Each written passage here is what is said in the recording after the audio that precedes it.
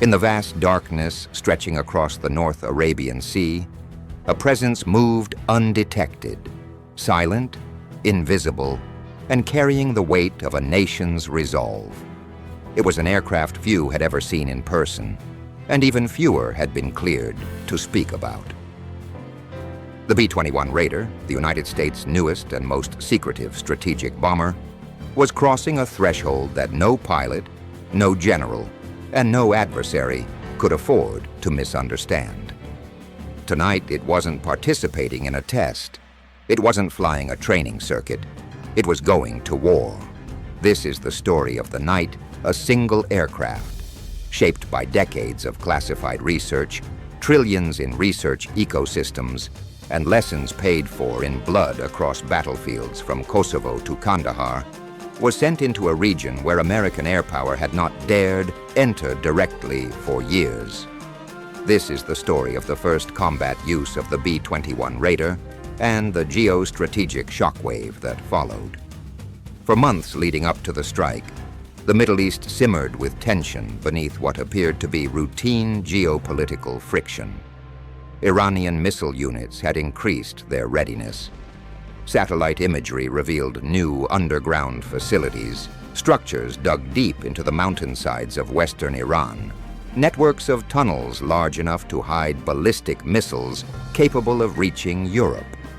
Analysts in Washington noticed the shift. But it wasn't just the construction. Signals intelligence intercepted encrypted communications between Iranian aerospace officers and foreign advisors, fragments of conversations about phase-ready payloads and hardened bay relocation. These hints pointed to one conclusion. Iran was moving closer to operationalizing a weapons system the U.S. could not allow to reach deployment. Diplomacy slowed the clock, but it did not stop it. And when the IAEA inspection team was denied access to two newly expanded facilities, the United States activated a sequence of contingency plans that had been dormant for more than a decade. There was only one aircraft capable of reaching those targets, penetrating their defense network, and escaping untouched: the B-21. Long before its flight this night, the B-21 program emerged from a fundamental shift in global warfare. The world had entered what strategists called the age of denied airspace. Nations like China, Russia, and Iran deployed enormous integrated air defense systems, layered webs of radar, interceptors, jammers, and satellite tracking.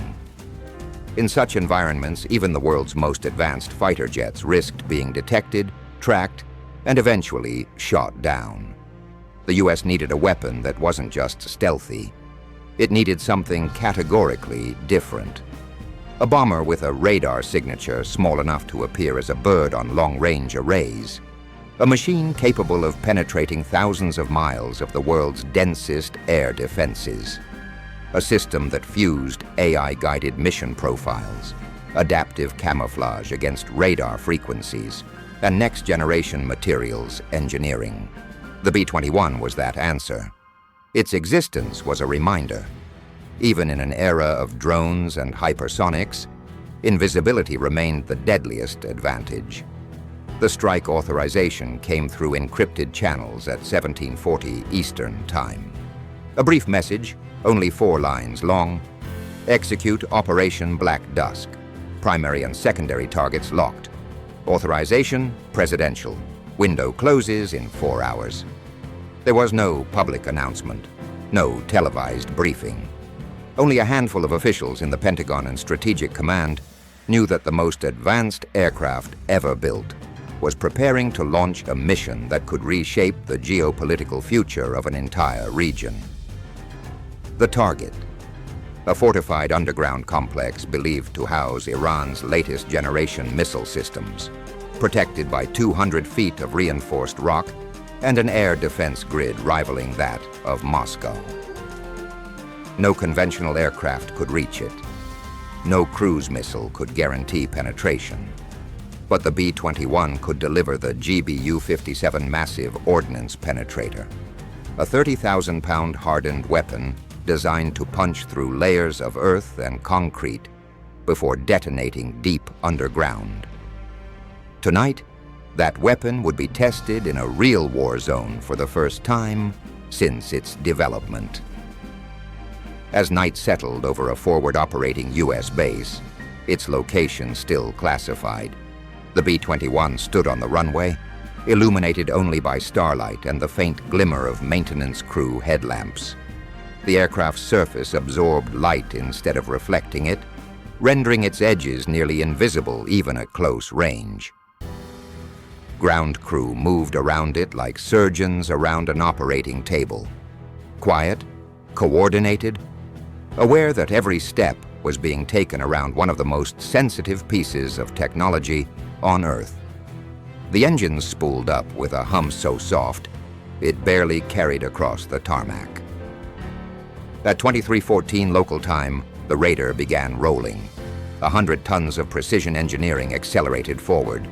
The runway shook, but the aircraft did not roar. It whispered. And then, with a smooth ascent, more akin to a glider than a bomber, it rose into the night sky and vanished from sight. Crossing into hostile airspace meant entering one of the densest anti-air networks ever built. Iran's air defense system was a patchwork of imported and domestically produced components. Russian S-300s and Tor M1s, Chinese radar units, locally engineered Sepair over-the-horizon arrays, and mobile launchers hidden across mountain ridges. Yet for all their power, they shared a single vulnerability. They could not track what they could not see. The B-21's skin, composed of next-generation composites with microscopic radar-absorbing structures, took in radio waves and dissipated them as heat. Adaptive panels adjusted in real time to match frequencies emitted across the spectrum of Iranian radar systems. In control rooms across Iran, operators stared at screens full of static and background noise.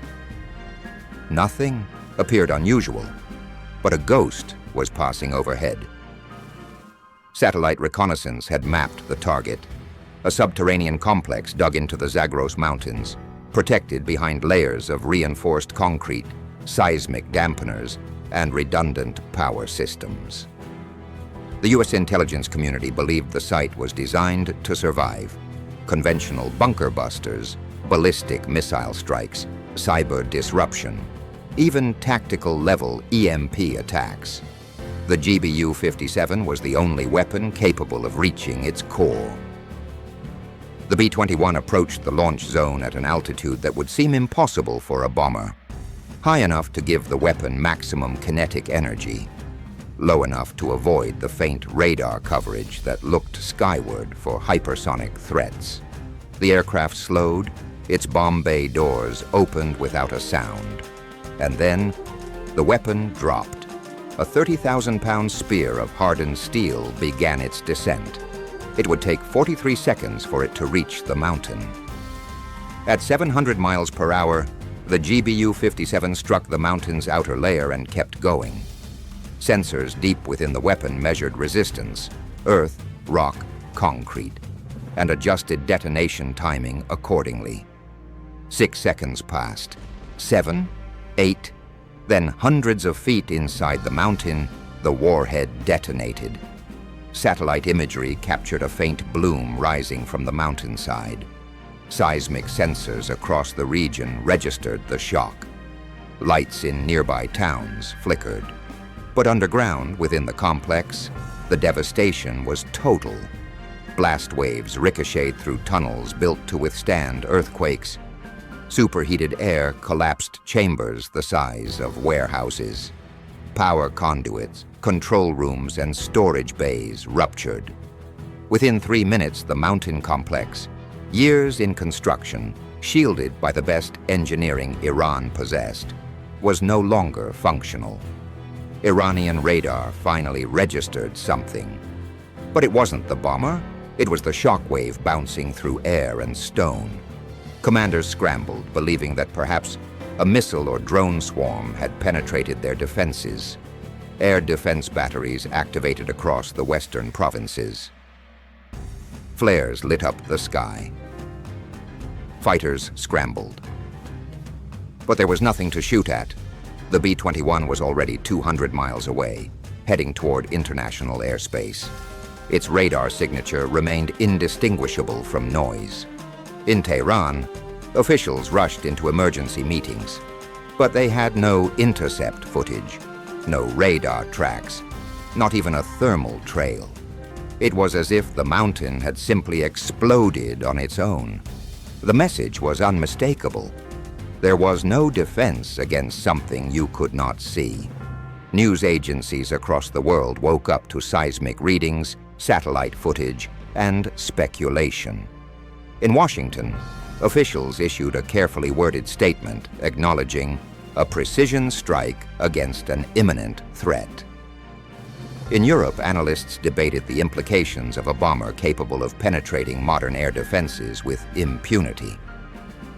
In Beijing and Moscow, military planners quietly re-examined their own early warning systems. For Iran, the strike was not simply a tactical loss. It was a strategic humiliation. A billion-dollar facility evaporated in a single night, and they had no proof of the weapon that hit them. The age of stealth wasn't just alive.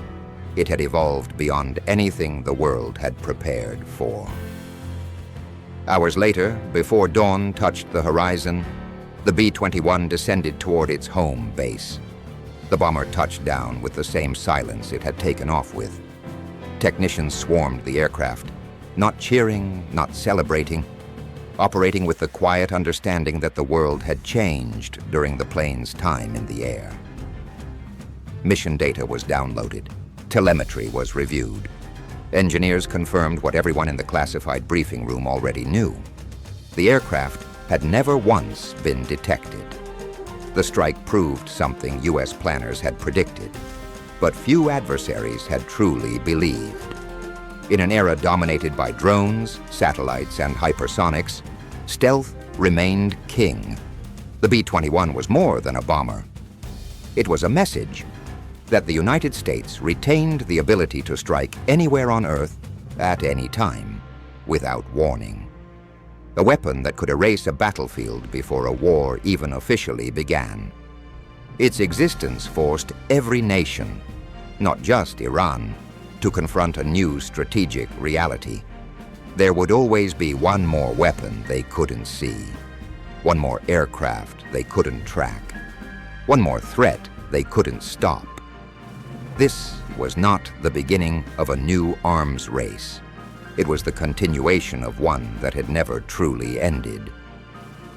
On that night, as the world slept, an aircraft crossed a continent unseen. A mountain fortress crumbled, and every military strategist on Earth took note. Invisible, untouchable, unstoppable. The B-21 Raider didn't just perform a mission. It announced to the world that the future of warfare had arrived, quietly, precisely, and without warning. And somewhere in a hangar, behind locked blast doors and layers of classified access, its engines cooled, waiting for the next night when silence would once again become the deadliest weapon of all.